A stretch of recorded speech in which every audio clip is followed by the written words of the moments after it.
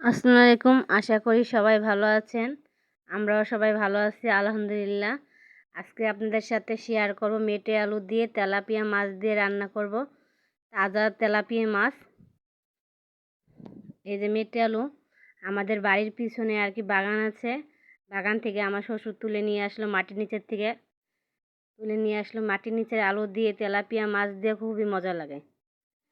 আর মাছগুলো তো দেখালাম কি সুন্দর তাজা মাছগুলো একদম নড়তেছিল, কি সুন্দর মাছগুলো। মেটে আলুগুলো আমি কেটে নিয়েছি।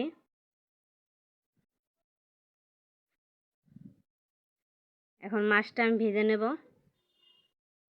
তেল দিয়ে দিলাম। তেলটা যখন আর কি দিবেন তখন যেন তেলটা ভালো করে গরম হয় তখন মাছটা দিয়ে দিবেন। তেল দেওয়ার সাথে সাথে কখনো মাছ দিয়ে দিবেন, তাহলে মাছ কখনো উঠবে না।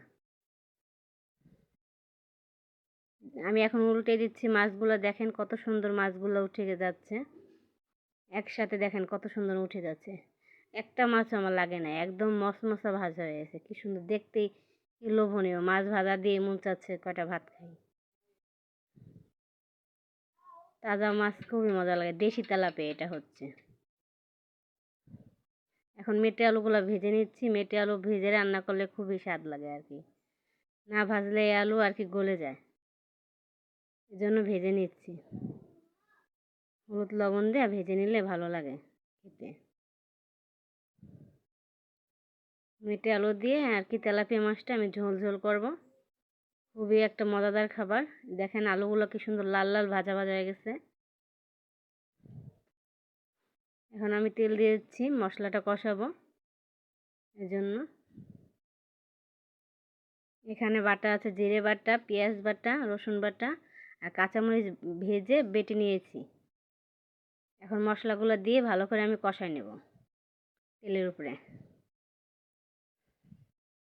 কাঁচামরিচ বাটা দিয়ে তরকারি খাবেন, খুবই স্বাদ লাগে। আপনার গ্যাস্ট্রিকের সমস্যা থাকলেও আর কি, গ্যাস্ট্রিকগত সমস্যা থাকলে যাদের গ্যাস্ট্রিকের সমস্যা তারা কাঁচামরিচ খাবেন, গ্যাস্ট্রিকের কোনো সমস্যা হবে না। আর শুকনো মরিচের গুঁড়া আর কি খাইলে অনেক ক্ষতিকর। শুকনো মরিচ বাটা গুঁড়া মাংস খাইলে আর কি ভালো লাগে। আর মাছে সবসময় আমি রান্না করি কাঁচামরিচ দিয়ে। কাঁচামরিচ দিয়ে রান্না করলে খুবই মজা লাগে। আমি বেশিরভাগই তরকারিতে, মাছের তরকারিতে কাঁচামরিচ দিয়ে রান্না করি। কাঁচামরিচ ভেজে বেটে নিই। যে আলুগুলো আমার কত সুন্দর কষানো হয়ে গেছে।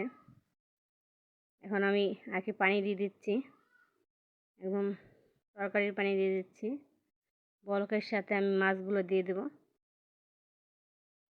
বলক চলে আসলো। এখন আমি একটা একটা করে মাছ দিয়ে দিচ্ছি। ভাজা মাছ, একদম মচমচে ভাজা মাছ রান্না করলে খুবই ভালো লাগে আর কি। মেটে আলু দিয়ে, মেটে আলু খুবই মজা লাগে আর কি। বাজারে যেসব আলুগুলো পাওয়া যায় সেসব আলুর থেকে আর কি মেটে আলু খুবই মজা লাগে। আমি রান্নার সময় আর কি এক পিস আলু তুলে খেয়ে দেখলাম, খুবই মজা আর কি। এমনি বাজারে যেসব আলু পাওয়া যায় ওইসব আলু দিয়ে তরকারি রান্নালে মিষ্টি লাগে। দেখেন কি সুন্দর আলুগুলো আমার একদম গলে গিয়েছে। একটা আলু তো পুরো গলে গেছে, আপনাদের আমি দেখাচ্ছি। দেখেন এই আলুটা গলে গেছে। কি সুন্দর তরকারিটা লোভনীয় হয়েছে। মেটে আলু দিয়ে তেলাপিয়া মাছ দিয়ে ঝোল খুবই লোভনীয় দেখতে হয়েছে, খুবই মজাদার খাবার। ভালো লাগলে আল্লাহ হাফেজ।